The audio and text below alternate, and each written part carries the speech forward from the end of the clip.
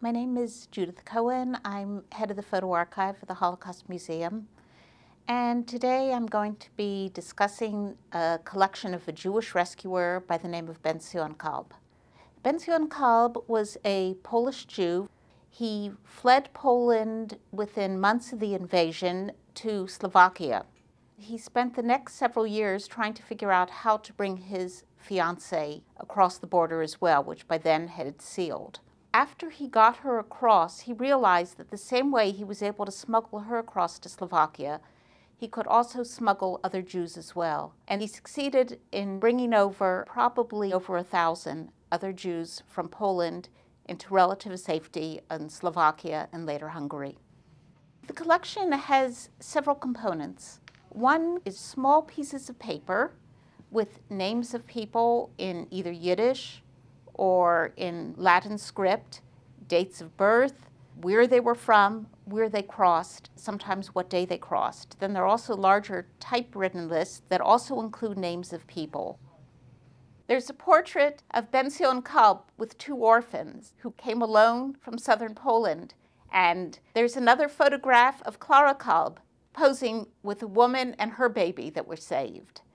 The collection has absolutely played a role in finding some of the people, and I'm hoping through this Curator's Corner that maybe we can find more. I looked at our survivors registry, and there's an oral testimony by a woman by the name of Blanche Fixler. She talks about having been rescued by Ben-Zion Kalb. She mentions him by name, and she gave us photographs of herself and some of her cousins who also came over on the rescue. So these are really poignant, wonderful reminders that we're not just looking at lists of names, but we're looking at the faces of some of the people that were saved. The letters of the Kalb collection are incredibly poignant and filled with emotion. They talk about children being brought from the depths of hell without shoes, without coats. And you realize how people were working with a huge amount of emotional energy to try to save as many people as possible.